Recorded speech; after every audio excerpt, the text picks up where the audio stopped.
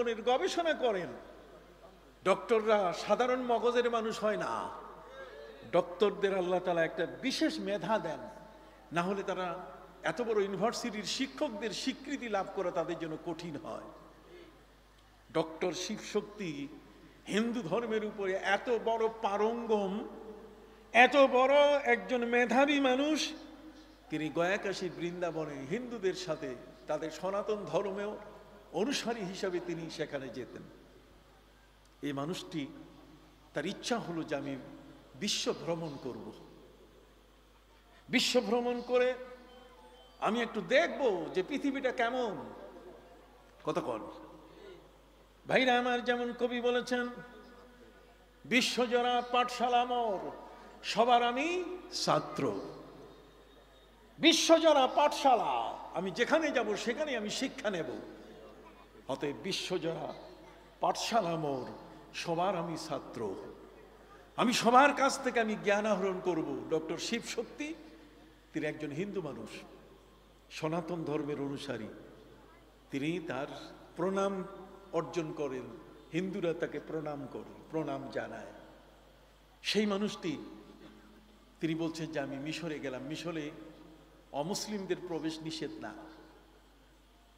কুয়েতে অমুসলিমদের প্রবেশ নিষেধ না, কাতারে অমুসলিমদের প্রবেশ নিষেধ না, ইন্দোনেশিয়া বলেন, ব্রুনাই বলেন, কাতার বলেন, কোথাও কোনো অমুসলিমের প্রবেশ নিষেধ না।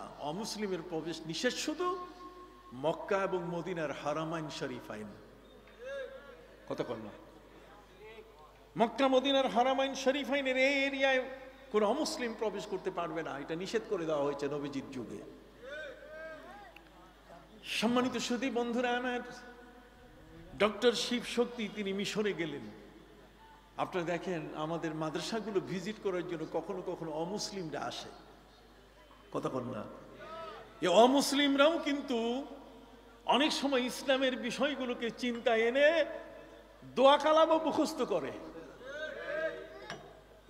যেমন এই ঢাকা শহরের মুন্সিগঞ্জের একজন অমুসলিম সংসদ সদস্য বাবু,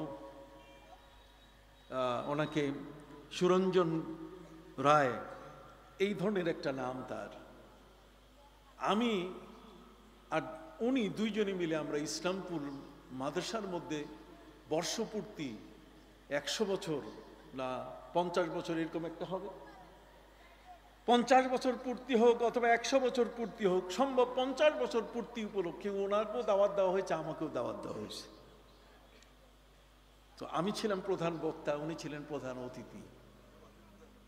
ওনার নাম হচ্ছে, এখন মনে আসছে আমার, সুকুমার রঞ্জন।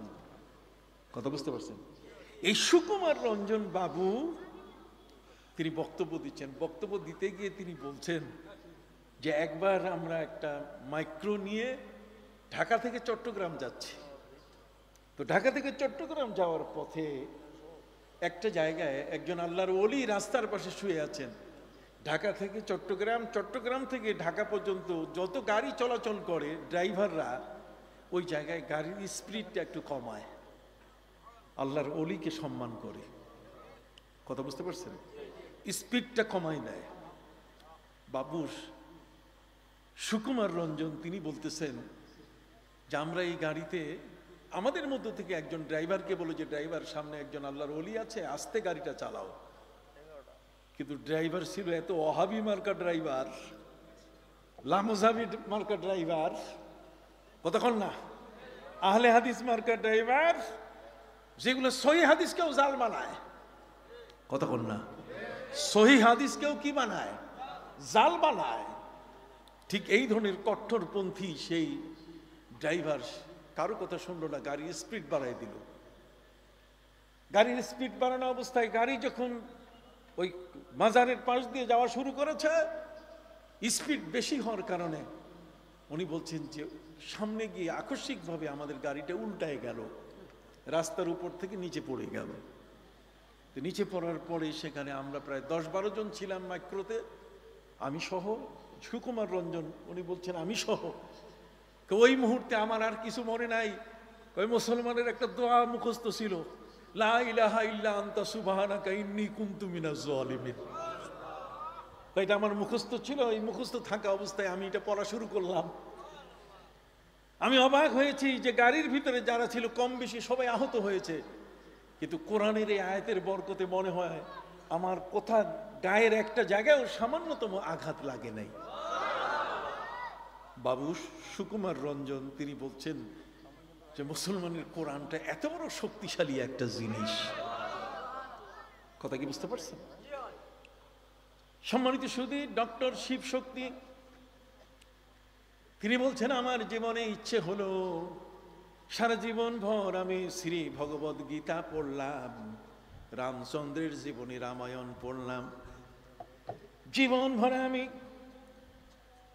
ওই বেদ পুরাণ পড়লাম, কিন্তু আমার মনের বড় ইচ্ছা হলো আমি মুসলমানের কোরআনটা একটু পড়ব। মুসলমানের কোরআনটা যদিও পড়ার সুযোগ আমার না হয়, তাহলে কোরআনটা কেমনে পড়ে, যারা পাঠ করে তাদের তেলাওয়াত শুনবো।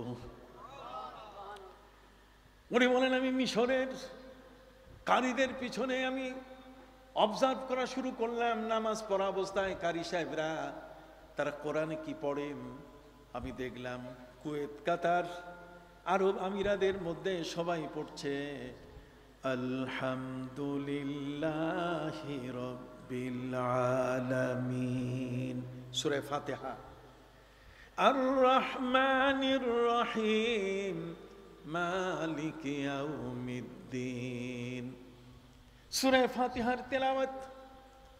আমি এটা শোনার পরে অবাক হয়ে গেলাম, মিশরের কারি যেভাবে সূরা ফাতিহা পড়তেছে, কুয়েত, কাতার, আরব আমিরাতের কারি একইভাবে সূরা ফাতিহা পড়ছে। উনি বলছেন আমি ভ্রমণ করতে করতে চলে গেলাম ব্রুনাই, আমি চলে গেলাম সেই ইন্দোনেশিয়া, জাকার্তা চলে গেলাম, যেখানে সর্বপ্রথম মানুষ আজান দেয়। কতক্ষণ না, এই পৃথিবীর মধ্যে প্রথম আজান শুরু হয় সেখান থেকে। সেই জায়গার পরে আস্তে আস্তে আজান ভাসতে ভাসতে বাংলাদেশ সহ আমাদের ভারত সহ পশ্চিম দিকে আগাতে থাকে। সম্মানিত সুধী, তিনি বলেন আমি ব্রুনাই, আমি জাকার্তা, আমি সেই ইন্দোনেশিয়ায় গিয়ে সেখানেও আমি কারীদের তেলাওয়াত শুনলাম, সেখানে কোরআনের সূরা ফাতিহার তেলাওয়াত একই রকম।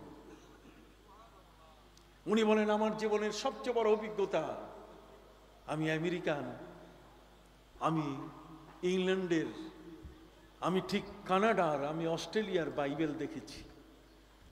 ওই দেশগুলোর একটা বাইবেলের সাথে আরেকটা বাইবেলের মিল নাই। কানাডিয়ান বাইবেলের সাথে আমেরিকান বাইবেলের কি নাই? মিল নাই। অস্ট্রেলিয়ান বাইবেলের সাথে ঠিক এমনি করে সুইজারল্যান্ডের ওদের বাইবেলের মিল নাই, ইটালিয়ান বাইবেলের মিল নাই। কিন্তু মহাগ্রন্থ আল কোরআন এমন, মিশরের কারি যেভাবে তেলাওয়াত করেন, ব্রুনাই আর ইন্দোনেশিয়ার কারি ঠিক একইভাবে তেলাওয়াত করেন। আলহামদুলিল্লাহি রাব্বিল আলামিন। যারা মুসলমান তারা কোরআন তেলাওয়াত করতে গিয়ে আরবের মুসলমানরা বানান করেন আলহামদু, হামজা লাম জবর আল, হামিম জবর হাম, দাল পেশ দো আলহামদু, লাম লাম জের লিল, লাম খারা জবর লা, হাজির হি, আলহামদুলিল্লাহি রাব্বিল আলামিন। আমি যখন ব্রুনাইতে গেলাম সেখানে দেখি আরবরা এরা রফা, এরা নাসাব, এরা জার বলে, আর আমরা বলি কি জবর জের পেশ, আমরা বলি কি। আর ইন্দোনেশিয়ার মধ্যে তারা পড়ছে আলিফ লাম মাতি দিয়াতাস আল, হামিম মাতি দিয়াতাস হাম, দাল দাপান দো আলহামদু, লাম বাওয়া লিল, লাম সাবদো, হা বাওয়া হি লিল্লাহি, আলহামদুলিল্লাহি রাব্বিল আলামিন। আরবরা যেটাকে জুম্মা বলে, পেশ বলে, আমরা এটাকে পেশ বলি, আর ওরা বলে দাপান্দ। যে যেই নামে বলুক না কেন, কিন্তু ফাইনাল উচ্চারণের মধ্যে কোনো পার্থক্য নাই। এটা দেখে আমি অবাক হয়ে গেলাম যে মিশরের কারির কোরআন, কোরআন তেলাওয়াত আর ব্রুনাই ইন্দোনেশিয়ার কারির কোরআনের তেলাওয়াতের কোনো পার্থক্য নাই। অতএব ইসলাম এটাই সত্য, এই কোরআনই সত্য। তিনি কোরআনের তেলাওয়াত এর শোনার পরে তিনি কালেমা পড়ে মুসলমান হলেন এবং নিজের নাম তিনি রাখলেন ইসলামুল হক। ইসলামটাই সত্য। সমান বলি ইসলামটাই কি সত্য। সম্মানিত সুধী বন্ধুরা, আবার মহাগ্রন্থ আল কোরআনের তেলাওয়াত যত বেশি শুনবো ততই আমাদের অন্তরগুলো গলে যাবে। খেয়াল করছেন কথাটা? হযরতে ওমর ফারুক রাদিয়াল্লাহু তাআলা আনহু তিনি বন ভগ্নিপতির কণ্ঠে কোরআনের তেলাওয়াত শুনেছেন।